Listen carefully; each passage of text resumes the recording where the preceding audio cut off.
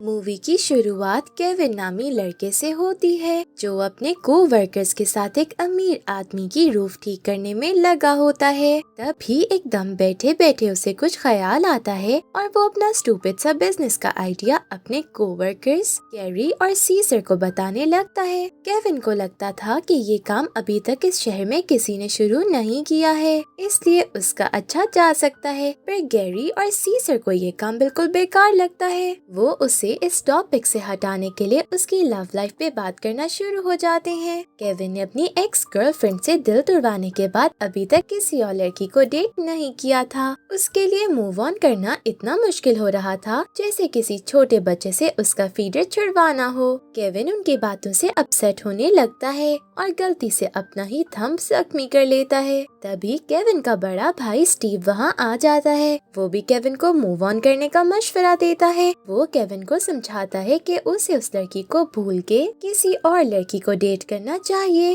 दुनिया में इतनी रंगीन तितलियां हैं, तो फिर वो एक के पीछे अपने शेरों को सजा क्यों दे रहा है? उसे भी इन रंगीनियों का मजा लेने का पूरा पूरा हक है। पर केविन का कहना था कि वो शराबित है और शायद दोबारा कभी बिस्तर गर्म ना कर सके। उसकी ये बात सुन के सब उसका मजाक बनाने लगते हैं, जिस पर वो गुस्सा हुए घर के अंदर चला जाता है। वहाँ वो एक हैंक नामी आदमी से मिलता है, जिसके साथ वो उस घर के मालिक के फर्नीचर को लेके टेस्ट की बुराइयां करने लगता है। इस बात से अनजान के उस घर का मालिक हैंक ही है। हैंक एक अच्छे दिल का इंसान था, इसलिए बजाय वो केविन से लड़ने के उसकी सिचुएशन समझ जाता है कि वो अपसेट होने की वजह से ऐसा कर रहा है, और उल्टा उसका मूड अच्छा करने के लिए रात अपने घर पार्टी पे इनवाइट कर देता है। सीन्स रात की पार्टी पे शिफ्ट होते हैं, जहाँ हैंक अपने दोस्त कार्ल से सिर्फ और सिर्फ केविन की ही बात करता नजर आता है। हैंक दिल से चाहता है कि केविन पार्टी पे आए, पर उसे शक है कि केविन नहीं आएगा। यही सोच सोच के वो परेशान हो रहा होता है। वहाँ केविन हैंक की पार्टी पे जाने के बजाय अपने दोस्तों के साथ बाहर चला जाता है, जहाँ वो फिर से कहने लगता है कि इसका छोटा चेतन शराबित है। यही वजह है कि वो जब भी किसी लड़की के साथ गुड्डगु करने की कोशिश करता है, कुछ न कुछ गलत हो जाता है। केविन को लगता है कि अगर वो दूसरी लड़कियों के साथ हैंकी पैंकी करना छोड़ देगा तो हो सकता है कि उसकी एक्स गर्लफ्रेंड उसकी जिंदगी में वापस आ जाए, पर उसके दोस्तों को उसका ये आइडिया बहुत ही बकवास लगता है। सीन्स वापस हैंक पे शिफ्ट होते हैं, जिससे पार्टी करते करते सुबह हो चुकी थी, पर अभी भी उसका ध्यान सिर्फ और सिर्फ केविन पे था। उसे एकदम आइडिया आता है कि उसे केविन की मदद करनी चाहिए। वो वापस से केविन को नॉर्मल करना चाहता है ताकि केविन मजे से पहले की तरह बिस्तर गर्म कर सके। अब हैंक जब कार्ल से अपना आइडिया शेयर करता है तो नशे की हालत में कार्ल उससे एग्री कर लेता है, जिस पर हैंक मजीद पक्का हो जाता है। केविन अपने भाई के साथ अपने बिजनेस के लिए इन्वेस्टर से मीटिंग के लिए जाता है,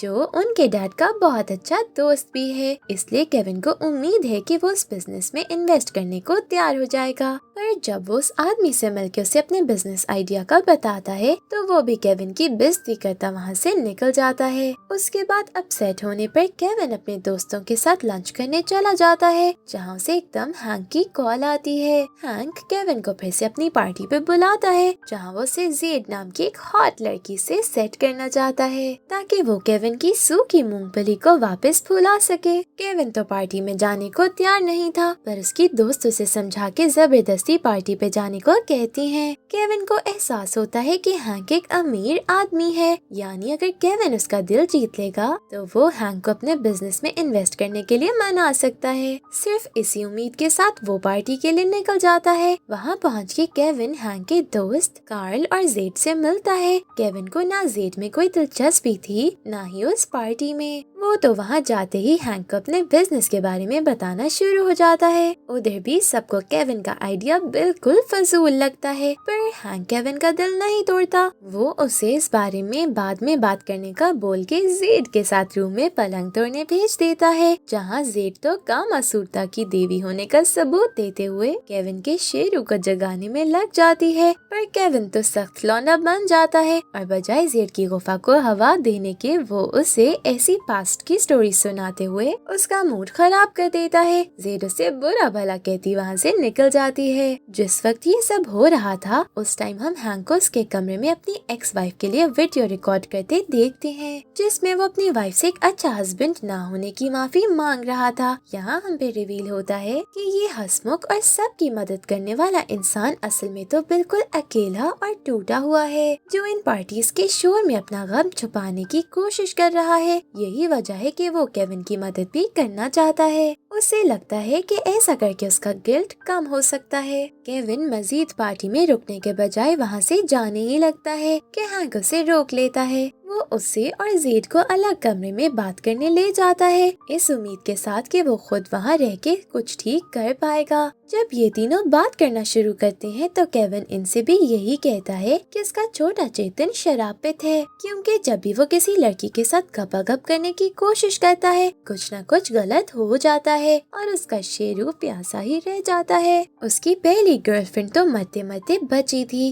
दूसरी का स्ट्रिपर डांस करते एक्सीडेंट हो गया और 9 महीने पहले जब वो अपनी मंगेतर के साथ गुफ्तगू करने लगा था तब भी वो जख्मी हो गई। इसलिए अब केविन इस सबसे दूर ही है। हैंक को भी लगने लगता है कि केविन सही कह रहा है, पर जेड का कहना था कि ये सब केविन का दिमाग का फतूर है और वो अब भी उसके साथ पलंग तोड़ने को तैयार थी। जैसे ही वो केविन के छोटे चेतन को दुनिया की रंगीनियां दिखाने के लिए बाहर लाने लगती है, एक हॉट सी लड़की वहाँ आके उन्हें बताती है कि कार्ल ने लड़कियों को अपनी सूखी पिचकारी दिखा के इम्प्रेस करने के चक्कर में उससे इतना भर लिया था कि अब वो हिल ही नहीं रही है। जिस पर ये सब परेशान उसे लिए फौरन हॉस्पिटल पहुँचते हैं। वहाँ कार्ल का इलाज शुरू हो जाता है। यहाँ हैंक केविन के आगे शर्त रखता है कि अगर केविन हैंक को उसकी मदद करने दे और केविन वापस से लड़कियों को मजा देने में एक्सपर्ट हो जाए तो हैंक उसके बिजनेस में पैसा लगा देगा। केविन को कुछ समझ नहीं आता कि हैंक उसके लिए इतना कुछ क्यों कर रहा है, जिस पे हैंक का कहना था कि प्यार की जिंदगी में बहुत जरूरत है और वो नहीं चाहता कि केविन इसके बगैर रहे। अब कोई खुद सामने से आके आपको मुफ्त में सब दे रहा हो तो आप कैसे मना कर सकते हैं। इसलिए केविन भी हैंक की मदद लेने को तैयार हो जाता है। सबसे पहले हैंक केविन को उसकी एक्स गर्लफ्रेंड से मिलकर उसे बताने को कहता है कि वो बिजनेस शुरू कर रहा है और अब वो बिल्कुल बदल चुका है। इसके लिए ये तीनों केविन स्कूल जाते हैं जहाँ केविन की एक्स गर्लफ्रेंड पढ़ती थी। जब ये लोग उसका इंतजार कर रहे थे तभी जेड कहती है कि केविन को इस बात को एक्सेप्ट करना होगा। उसकी गर्लफ्रेंड ने उसे इसलिए नहीं छोड़ा कि वो शराब पे थे, बल्कि इसलिए छोड़ा कि वो उसे पसंद नहीं करती थी। पर केविन उसकी बातों पे ज्यादा ध्यान नहीं देता। इन्हें पता चलता है कि केविन की एक्स बात स्कूल आई ही नहीं, जिस पर ये सब मायूस हुए ग्रोसरी के लिए चले जाते हैं। वहाँ स्टोर में जेड और केविन बातें करते एक दूसरे को जानने लगते हैं, जिस पर इन दोनों को एहसास होता है कि जैसे ये दोनों एक दूसरे के बारे में सोच रहे थे वैसा कुछ नहीं है और दोनों एक दूसरे की कंपनी एंजॉय करने लगते हैं। ग्रोसरी से वापस आने पर जेड केविन से कहती है कि उसकी लुक्स बदलने की भी जरूरत है, क्योंकि ऐसे तो वो किसी भी लड़की को वाइल्ड नहीं कर सकता। ये सुन के हैंक उसे शॉपिंग पे ले जाता है, जहाँ जेड और हैंक मिलके केविन का हुलिया ही बदल के रख देते हैं। बहुत सारी शॉपिंग करके जब ये लोग वहाँ से निकलने लगते हैं तो हैंक की पॉकेट में स्टील का रेजर होने की वजह से वहाँ अलार्म बजने लग जाता है। हैंक केविन और जेड को भागने का कहता है। वो दोनों कुछ भी समझे बगैर हैंक के पीछे भागने लगते हैं, पर फिर भी ये लोग पुलिस के हाथ लग जाते हैं, जिन्हें हैंक कहानियाँ बना के रेजर पे तो अपनी जान छुड़वा लेता है, पर फिर एकदम उसकी पॉकेट से ड्रग्स निकल आते हैं, जिस पर पुलिस उसे अरेस्ट करके ले जाती है। यहाँ जेड केविन के साथ उसे जेल से बचाने जाने से पहले अपने घर कपड़े चेंज करने जाती है। केविन गाड़ी में उसका इंतजार करते हुए देखता है कि बहुत से लोग जेड के घर के अंदर जा रहे हैं। केविन से रहा नहीं जाता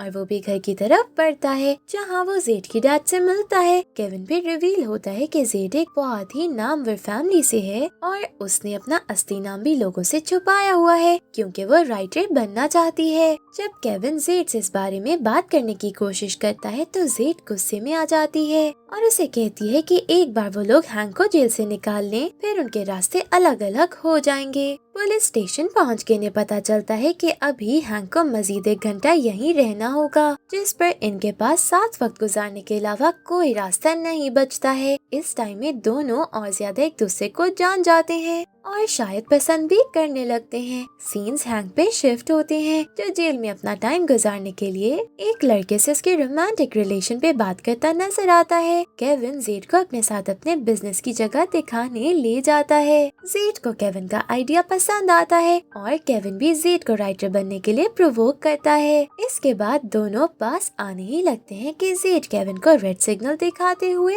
हैंक को लेने जाने का बोल देती है। वहाँ हैंक जेल से निकलते हुए प्रिजनर से कहता है कि आज इसका आखिरी दिन है, जो प्रिजनर समझ नहीं पाता और ना ही हम समझ पाते हैं। हैंक के जेड और केविन से मिलने पर वो तीनों सीधा केविन की एक्स गर्लफ्रेंड के अपार्टमेंट पहुंचते हैं, जहां जेड जब केविन को प्यार करने लगी थी, केविन को वापस अपनी एक्स से मिलने से रोकती है। वो इशारों में केविन को अपने दिल का हाल बताने की भी कोशिश करती है, पर कोई फायदा नहीं होता, इसलिए मायूस हुई वहाँ से चली जाती है। वहाँ हैंक और केविन अपार्टमेंट पहुँचते हैं। केविन बहुत हिम्मत करते हुए अपनी एक्स गर्लफ्रेंड से बात करना शुरू करता है, जो हैंक की वजह से इरिटेट हो रही थी। ये देख के हैंक उन्हें अकेला छोड़ के चला जाता है। केविन एंजी को मना ही रहा होता है कि उसे घर के अंदर से कोई जानी पहचानी आवाज आती है। अंदर जाकर उस बेचारे पे रिवील होता है कि उसका बड़ा भाई और उसकी एक्स गर्लफ्रेंड उसी के नाक के पीछे हैंकी पैंकी करने लगे हुए हैं।